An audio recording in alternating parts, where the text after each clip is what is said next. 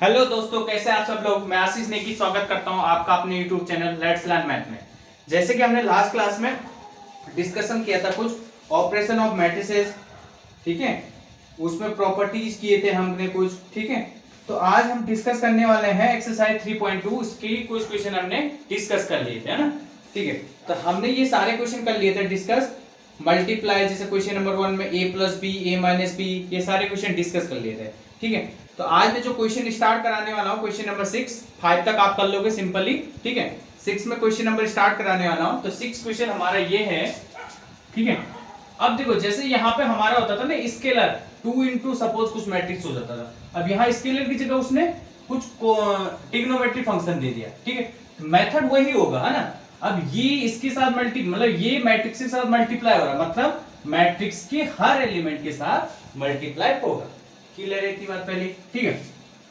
तो that means हमने ये किया हर एलिमेंट के साथ cos थीटा के साथ होगा तो cos square theta, cos theta sin theta के साथ होगा तो cos थीटा sin थीटा, ऐसे यहां भी minus cos theta sin theta और यहां cos स्क्वायर थीटा। इस वाले में भी सेम ही sin थीटा इन सारे मैट्रिक्स के सारे एलिमेंट के साथ मल्टीप्लाई होगा। That means sin theta into sin theta sin square theta, plus minus का minus sin theta cos theta, तो cos थीटा sin थीटा, आगे पीछे कैसे भी लिख सकता है, ठीक है। अब प्लस है तो दैट मीन दोनों मैट्रिक्स का हमने प्लस करना है। प्लस में क्या होता है, कॉरस्पॉन्डिंग एलिमेंट के साथ कॉरस्पॉन्डिंग एलिमेंट वाला ही प्लस होगा। दैट मींस यहाँ पे ये 1 प्लेस वाला एलिमेंट इसके 1 प्लेस वाले एलिमेंट से ऐड होगा, तो cos square theta plus sin square theta, ये आ गया। cos theta minus sin theta, एक बार यहाँ प्लस का है यहाँ माइनस का है, सेम चीज है ना। दैट मींस एक बार प्लस सेम चीजें अगर अलग अलग साइन में हो तो क्या होती है, जीरो हो जाता है ना। ऐसे यहाँ भी सेम जीरो, यहाँ cos square theta plus sin square theta, ठीक है। हाँ सॉरी, यहाँ ये प्लस का है, ठीक है। cos square theta plus sin square theta, that means अब हम जानते हैं आइडेंटिटी ट्रिग्नोमेट्री में sin square theta plus cos square theta क्या होता है, 1 1 0 0 1। दैट मींस ये आइडेंटिटी मैट्रिक्स मिल गया हमें 2 क्रॉस 2, ठीक है। क्लियर है बात इतनी। चलिए आगे बढ़ते हैं। अब क्वेश्चन नंबर 7 है हमारा, यहाँ पे फाइंड x एंड y निकालना हमने, ठीक है। जबकि कंडीशन दी हमारे पास x plus Y equals to this and x minus Y equals to this, ठीक है। अब मैंने इसको इक्वेशन की तरह इसको इक्वेशन फर्स्ट मान लिया, इक्वेशन सेकंड मान लिया, ठीक है। अब आपने 10th में देखा होगा, अगर आपके पास इस टाइप से हो x plus Y equals to something a और x minus Y equals to b हो, ठीक है, ये इक्वेशन फर्स्ट इक्वेशन सेकंड, तो आप इनको कैसे सॉल्व करते थे, x एंड y दो वेरिएबल है, इन दोनों में से किसी एक को एलिमिनेट करते थे। तो सेम तरीका वही आपने अप्लाई करना है यहाँ पे, ठीक है ना। तो मैंने क्या कर दिया, यहाँ मैं y को एलिमिनेट कर रहा, किसी को भी कर सकते हैं, तो मैंने क्या कर दिया, इक्वेशन फर्स्ट में इक्वेशन सेकंड ऐड कर दिया। तो यहाँ से क्या मिल गया हमारे पास, देखो अब LHS वाला LHS ऐड होगा ना, that means x plus Y plus x minus Y, और ये दोनों मैट्रिसेस, तो यहाँ से y एक प्लस का एक माइनस का वो तो कैंसिल हो जाएगा, that means 2x equals to this.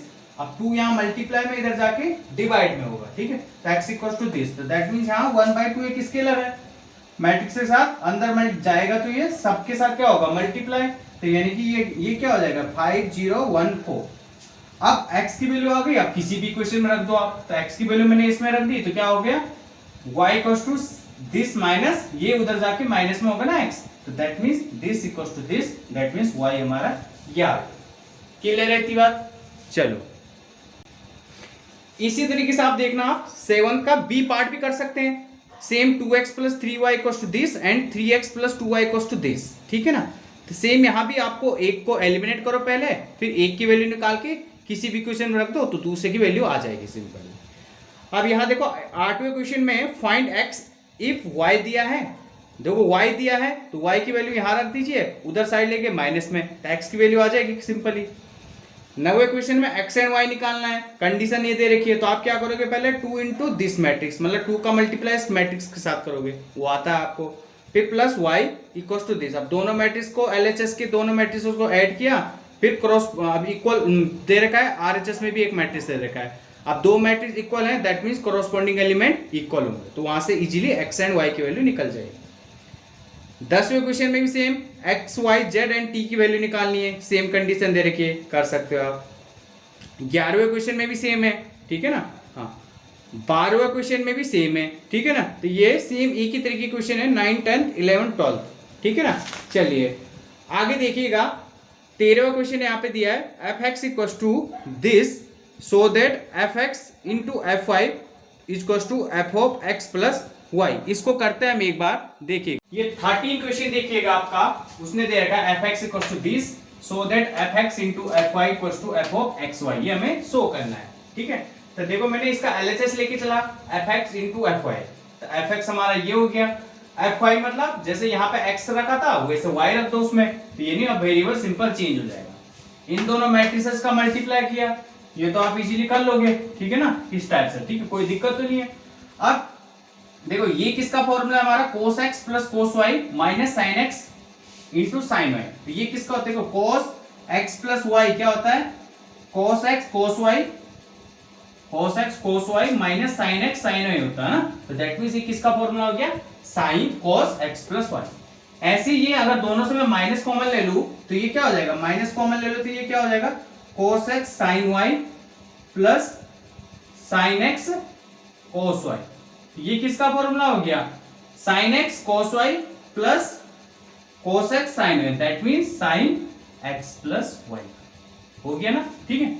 ये जीरो है तो ये जीरो, सेम ये भी किसका हो गया, sin x प्लस y का। अब देखो मैं इसको पहले लिख रहा हूं और ये माइनस दिस, तो ये ही बन जाएगा ना ये सेम, ठीक है, that means minus cos x plus y, 0 0 0 1, तो ये क्या बन गया हमारा f x plus y। Clear इतनी बात।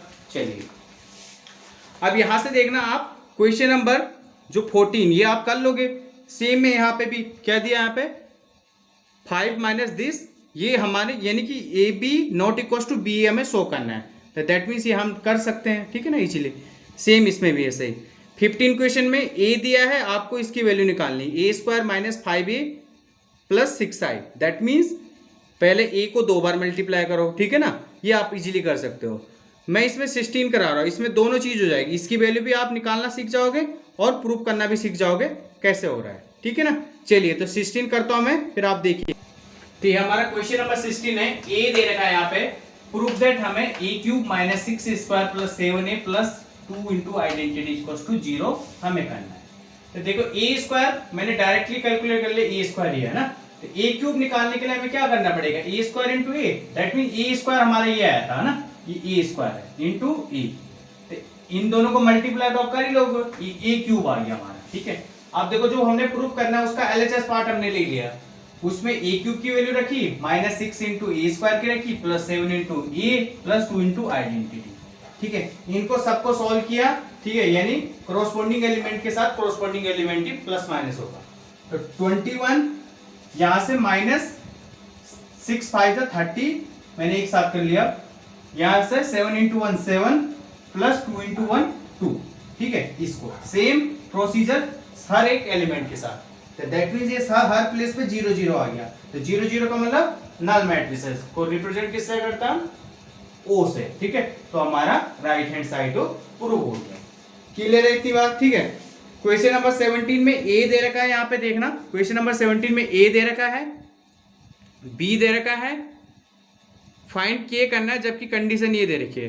तो सिंपल आप ए से ए स्क्वायर निकालिएगा, सॉरी बी नहीं है आई है, आइडेंटिटी दे रखा है, सिंपल रखिएगा इक्वेशन की तरह, वहां से सॉल्व करिएगा, फिर क्रॉसपोंडिंग एलिमेंट के साथ आप इक्वल 2 मैट्रिसेस आ जाएंगे, तो वहां से आप इक्वेट करिएगा तो आपको के की वैल्यू इजीली फाइंड आउट हो जाएगी। इतनी बात क्लियर है आपको।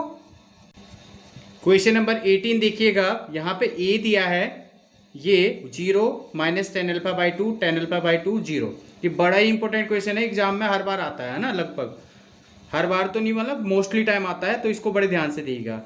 And I is the identity matrix of order 2, तो सो दैट हमें करना है I plus A equals to I minus A into this matrix, ठीक है। तो देखो मैंने पहले इसका एलएचएस पार्ट सॉल्व किया, फिर आरएचएस पार्ट को सॉल्व करेंगे, दोनों इक्विलेट आनी चाहिए, ठीक है। चलिए करते हैं स्टार्ट। इसका एलएचएस पार्ट आई प्लस ए, इनको सॉल्व किया तो ये है, ठीक है।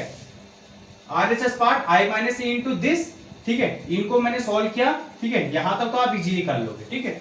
अब यहां से क्या कर दे, ये तो फिर ए और बी 2 मैट्रिक्स है सपोज, इनका मल्टीप्लिकेशन है, ठीक है। अब यहां से इसके बाद देखना बड़ा ही इंपॉर्टेंट है, ये जब आप कर लोगे इन दोनों का मैट्रिक्स, इसके बाद ये वाला कैसा है, देखो cos अल्फा को मैं, देखो अल्फा बाई 2 है ना यहाँ पे, तो मैंने इन सबको अल्फा बाई 2 के टर्म में बनाना है। तो कैसे बनाओगे, तो cos अल्फा होता है जैसे cos 2 अल्फा मतलब 1 माइनस 2 साइन स्क्वायर अल्फा, यानी कि cos 2x जैसे आप पढ़ते हो ट्रिग्नोमेट्री में, ठीक है ना।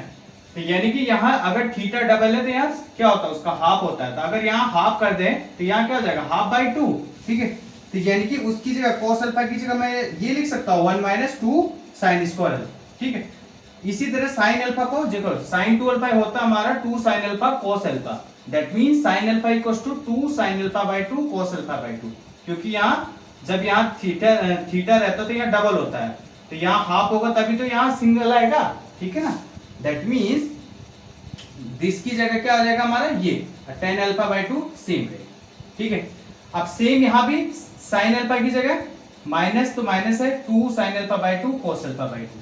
अब cos अल्फा को मैं इसमें cos स्क्वायर में ऐसा होता है हमारा, ठीक है ना। तो यानी कि 2 cos square alpha by 2 minus 1 into 10 alpha by 2, ठीक है। सेम यहाँ भी ऐसे ही, ठीक है। हाँ, तो इसको भी आप यू कर सकते हो, ठीक है। इतना क्लियर है आपको, ठीक है। इसके बाद यहां देखिएगा यहाँ पे, ठीक है, 1 minus 2 sine square alpha by 2, ठीक है, प्लस 2 साइन अल्फा बाई 2। अब देखो मैं टेन थीटा क्या होता है, साइन अपॉन कॉस होता है, ठीक है। तो यानी कि ये क्या हो जाएगा, साइन अल्फा बाई 2, ये इस टाइप से हो जाएगा ना, कॉस अल्फा बाई 2 तो पहले से ये क्या हो जाएगा, sine alpha by 2 upon cos alpha by 2, that means इससे ये कट जाएगा। अब साइन, ये भी साइन के टर्म में, that means 2 sine square alpha by 2। इतनी बात क्लियर है आप लोगों को, ठीक है। अब यहां देखिएगा minus 2 into sine alpha by 2 cos alpha by 2 अपनी जगह है, यहां मैंने इसको मल्टीप्लाई कर दिया ना, तो 2 ये क्या हो जाएगा, sine this into 10 alpha by 2। अब सेम यहां भी यही करेंगे, 10 अल्फा बाय 2 यानी साइन अपॉन कॉस, एक कॉस से एक कॉस कट जाएगा, तो दैट मीन एक को हट जाएगा, तो यहाँ क्या बच जाएगा, सिंपल साइन अल्फा बाय 2। और दूसरा वाला सेम माइनस का 10 अल्फा बाय 2। क्लियर है इतनी बात, ठीक है। अब यहाँ भी ऐसे ही आएगा ना सेम, ये माइनस है इसका इसके साथ, दैट मीन्स ये क्या हो जाएगा, यहाँ आ जाएगा आपका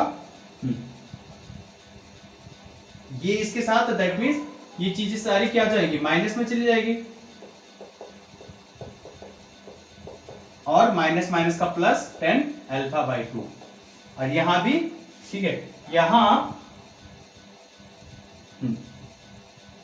यहां इसकी जगह चेंज हो जाएगा, तो that mean 2 sine square alpha by 2 plus 1 minus 2 sine square alpha by 2।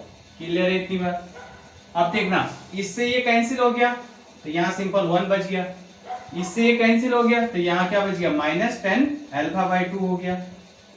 अब यहां कुछ नहीं बचा, यहां एक टर्म रह गया था ना, हाँ ये तो लिखा ही नहीं हमने, that means 2 sine alpha by 2 और कॉस अल्फा बाई 2, इससे भी ये कैंसिल हो गया, तो दैट मीन्स सिंपल ये बच गया 10 अल्फा बाई 2।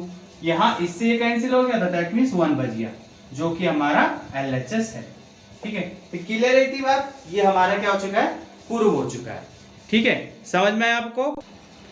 क्वेश्चन नंबर 21 और 22 समझते हैं, एमसीक्यू क्वेश्चन है, बड़े अच्छे क्वेश्चन है।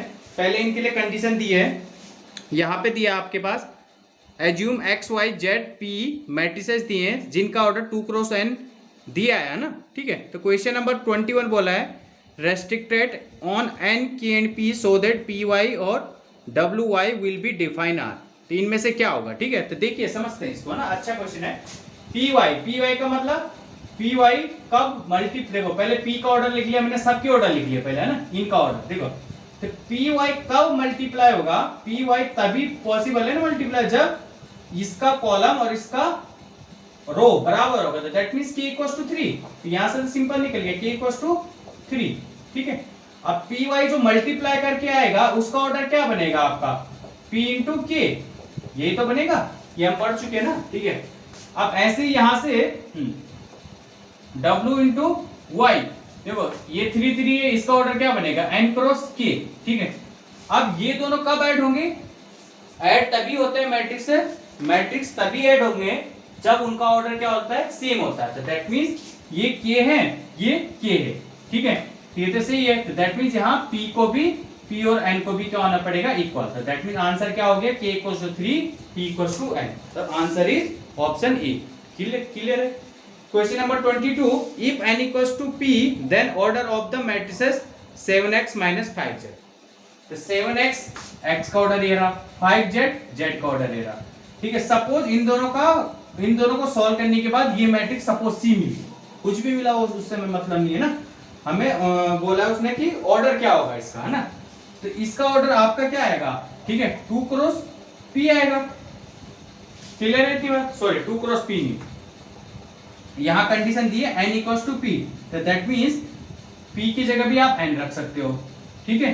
तो यानी कि अब इनका जो भी प्लस माइनस आया उसका ऑर्डर भी तो सेम ही रहता है, 2 क्रॉस n। तो that means answer is option B. Clear है इतनी बात, ठीक है। तो इतना आप लोगों को समझ में आया। चलिए अगर ये समझ में आया तो फिर नेक्स्ट क्लास में हम करते हैं ट्रांसपोज ऑफ मैट्रिक्स, बड़ा इंपॉर्टेंट है, इसको समझिएगा। चलिए फिर नेक्स्ट क्लास में मिलते हैं। अगर कोई भी डाउट हो आपकी तो आप कमेंट बॉक्स में लिख के बता सकते हैं। अगर वीडियो पसंद आए तो लाइक, सब्सक्राइब, शेयर और कमेंट जरूर कीजिए। Thank you.